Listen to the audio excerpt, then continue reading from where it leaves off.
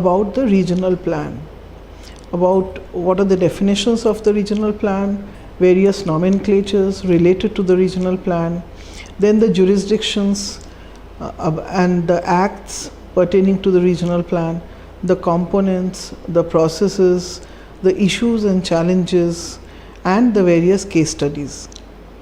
Now let us see. Plans are prepared and formulated at various levels as we were discussing. The regional plan, the master plan, the zonal plan, local area plan, and the layout plan. The states undertake the urban and regional planning under various variety of statutes, such as the Town and Country Planning Act, the municipal laws, the Urban Metropolitan Planning Development Act, the Improvement Trust Act, the Industrial Development Act, Cantonment Board Act, Major Ports Act, etc. This table talks about this hierarchy of plans. So the first plan is the perspective plan. Now what is the purpose of this perspective plan? The purpose of this perspective plan is to develop the vision and provide a policy framework for urban and regional development, and they are further detailed, and the time span is for 20 to 30 years. Next we come to the regional plan. Now the regional plan identifies the region and regional resources for development within which settlement, the urban and the rural settlements, plans are prepared for them and regulated by the district planning committee, that is the DPC. Then we come to the development plan.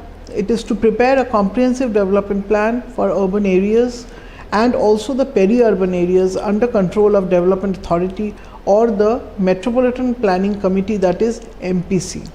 And the span is also again 20 to 30 years. Then we come to the local area plan, which is to detail the sub-city and the land use plan and integration with the urban infrastructure, mobility and services, and it spans from 5 years to 20 years. Now coming to the scale of the plans, these plans, what are the scale at which these plans are worked out?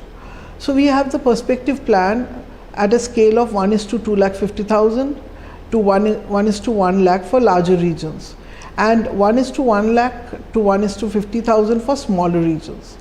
And regional plan, we have the district development plan is worked out as 1:50,000 to 1:25,000, and metropolitan regional plan is worked out at 1:25,000 to 1:10,000, and the development plan or the master plan is worked out at 1:10,000 to 1:8,000 as per the state provisions. Now the local area plan or the special purpose plans are worked out at 1:5,000 or 1:1,000 as per the requirement of the project. And if we can see this figure, which is talking of the links between from perspective plan to regional plan to master plan, and then how do we link up these various plans. So now coming to the regional plan, there have been many regional plans in our country. We had the first regional plan in our country was the National Capital Region plan, that is for Delhi in 1982, followed by the Mumbai Metropolitan Region plan, then the Bengaluru Metropolitan Region plan, the Kolkata Metropolitan Area plan, and the Chennai Metropolitan Area plan. Now coming to the definition of the regional plan, let me quote: a region is a contiguous geographical area which has a fair degree of uniformity in administration, economic linkages or natural environment. It is relatively a large area with hierarchy of settlements and varying landscape. And planning means the scientific, aesthetic and orderly disposition of land, resources, facilities and services with a view to securing the physical, economic and social efficiency, health and well-being of urban and rural communities. The urban and regional plans in all its forms and dimensions should focus on sustainability from financial, social, governance or managerial and environmental sustainability. Now coming to the need of the regional plan. Now our districts are urbanized. We have about India has about 640 districts, and the districts are at various levels of urbanization. And we see that 9% of districts are 100% urbanized. And secondly, we see that there are multiplicity of territories and governing bodies. Then there is development on unsuitable areas. Cities are growing, sprawling, and they develop on unsuitable areas. There is haphazard growth. Then the present planning system for the urban settlements has developed islands, and it is like growth centers. So therefore, these cities have developed as nodes, and the rest of the region sometimes remain undeveloped. Therefore, there is a need for a regional plan for a guided development of the region. Otherwise, there would be pockets of developed and large tracts of undeveloped areas. And there is also enormous pressure on the availability of land and infrastructure, and there is non-cohesive form or urban form or built form of the region. Continuing with the need of the regional plan, the land policies, the special pattern of the growth, land use zoning and development regulations are required to be modified, as an integration of economic activities is very essential for the balanced growth or guided growth of the region. And then also we require to plan for future expansion and growth of the city in reference to the growing population and economic base. Then there is also a need to develop adequate infrastructure to cater to the existing as well as future expansion needs, and then to achieve coordinated growth with the different sectors for bringing sustainable and holistic development of the region. Then the planning for the district as a region is the approach in which country as a whole can be covered, leaving no intermediate space. So district is actually an administrative unit in which the regional plan is the most or is the better option, and it's the most suitable option. So thus, for convenience of administration of regions and entire coverage of the country, the structure of regional planning is preferred to be done at the district level. Now coming to the scope of the regional plan. Now what does the region constitute? The region constitutes the urban areas, the rural settlements rather, then the peri-urban areas, that is where the city has sprawled, then the regional resources, the regional infrastructure. All these are parts of or components of the region. So therefore, the scope of the regional plan is to plan for all these areas. Plan for the urban settlements, plan for the rural settlements, plan for the peri-urban areas, plan for regional resources and regional infrastructure. Apart from that, there's also a regional policy and development strategy which needs to be drafted out. Then also one has to plan for the socio-economic development of the people of the region. Then there are various vulnerable areas and eco-sensitive areas of the region which needs to be protected and conserved. So the plan for these areas should also encompass protection and conservation of such areas, of such vulnerable and eco-sensitive areas. Then planning for the regional land use and the development controls. How do we regulate development in the regional in the region? So that also is within the purview of a regional plan. And lastly, about the money, the fiscal planning, the special context of the investments. There are a lot of investments taking up which we don't bother about the special context. We know only the number, but we don't know where would these investments come in, where should these investments come in. So therefore, the fiscal planning, the implementation strategies for the region, and also for land and resource mobilization, monitoring and its mechanism. So therefore, all this would come as a scope of the regional plan. Now coming to the process of the plan preparation, how do we prepare or how do we go about planning for the region? We have three regions as planning regions, like administrative regions, investment regions and special regions. Now as far as the administrative region is concerned, or the metropolitan region, that is the metropolitan region is identified, delineated as per the first thing is that to define the metropolitan region. What is as per the legal provision? So as per the provision of the Constitutional Amendment Act, the metropolitan region is defined, delineated and then planned for. So therefore, we see that some states in India have taken initiative to prepare the authorities as metropolitan planning committees, that is MPCs, as part of the Constitutional Amendment Act in order to plan for these areas. Now we come to the investment region. Now in investment regions, which are, for example, new investment manufacturing zones, industrial corridors, freight corridors, special investment regions, how do we plan for them? And also we have the special region, for example, eco-sensitive regions or environmentally vulnerable regions, the socioeconomic areas or socioeconomic regions, culturally sensitive regions. So in such regions, how do we plan for them?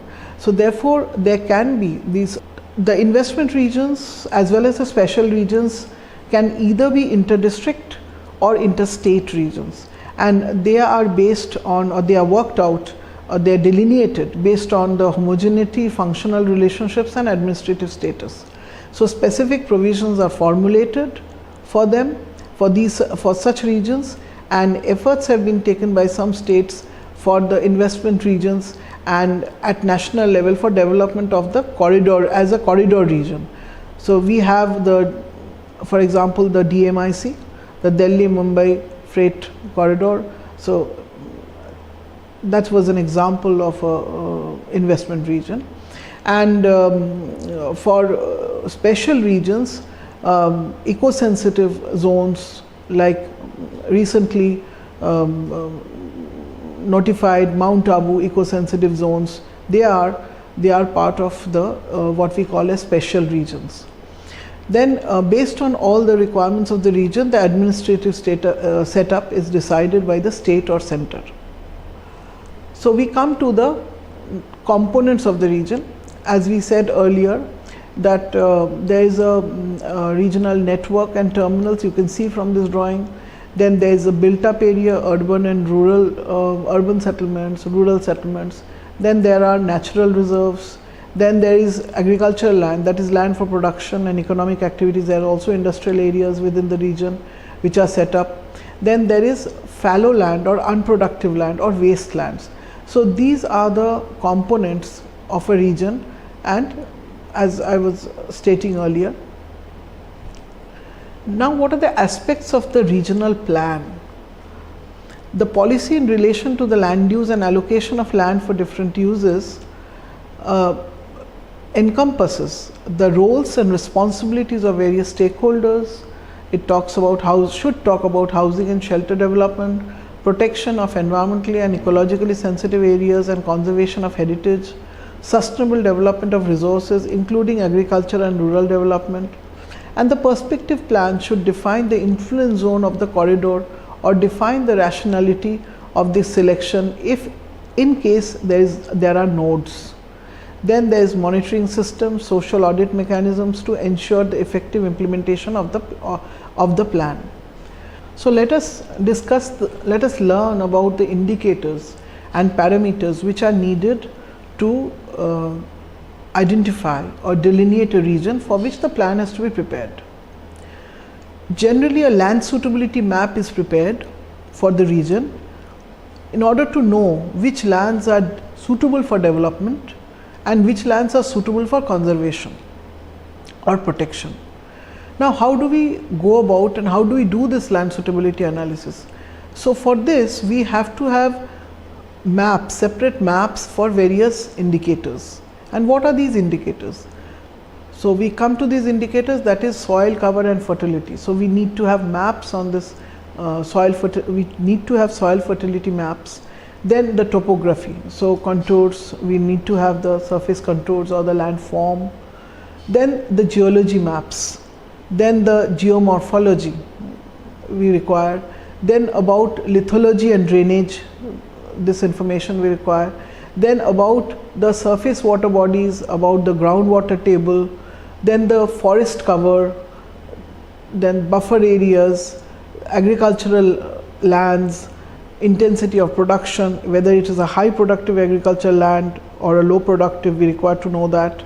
Then the hazardous zones and other environmentally sensitive areas. So as far as the environmental suitability is concerned, we require these parameters, and based on this we develop, based on the geographic information system with GIS based plan, we can identify and get the base information before we plan for any region. Then we also have to know about what is happening within the region in terms of the flows. For example, the goods movement, the volume of the goods which are moving within this, the goods volume of goods traffic, then the people's movement, the passenger traffic, then so traffic volume we require. Then we require to know the banking facilities, the infrastructure links, the supply and management of services such as water supply, wastewater, solid waste treatment with focus on recycling and reuse. Then about the drainage channels, irrigation channels, powerhouses, then location of institutes, movement of students, scholars, all this are required as in order to know the movement patterns and the functional flows within the region. Then we come to the demographic and the quality of life. Within the region we need to know about the population growth rate, because there are many urban settlements. There can be many urban settlements or of various sizes. There can be class 1 settlements, there can be class 2 settlements, and also there are rural settlements. So therefore, when we see this, we need to know there can be many rural settlements of different hierarchy. So therefore, we first have to know that what is the growth rate of these settlements and percentage increase in the population of these settlements. We have to know the percentage of urban population to total population, that is the urbanization rate in this area. Then about people migrating, so the migration information we need to have, number of persons migrating to where, from where. Then density, the population per hectare we need to know. The aspects of literacy and other socioeconomic aspects we need to know. We also need to have as base information about the large scale investment proposals which are planned for the development purposes in the region. Then the workers percentage, that is the non-agricultural workers, first the main workers and the marginal workers, then the non-agricultural workers and the in terms of the percentage of non-agricultural workers to the total workers.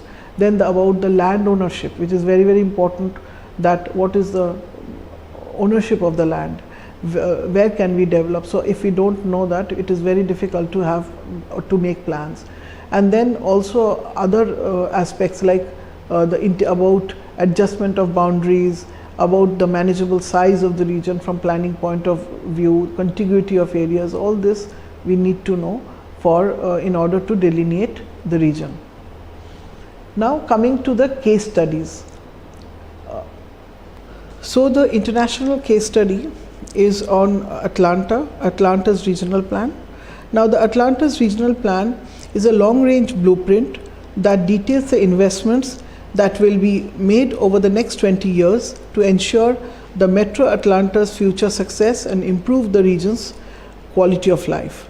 And the aim was to win the future, that was the slogan, by providing world-class infrastructure, building a competitive economy, and ensuring the region is comprised of healthy, livable communities.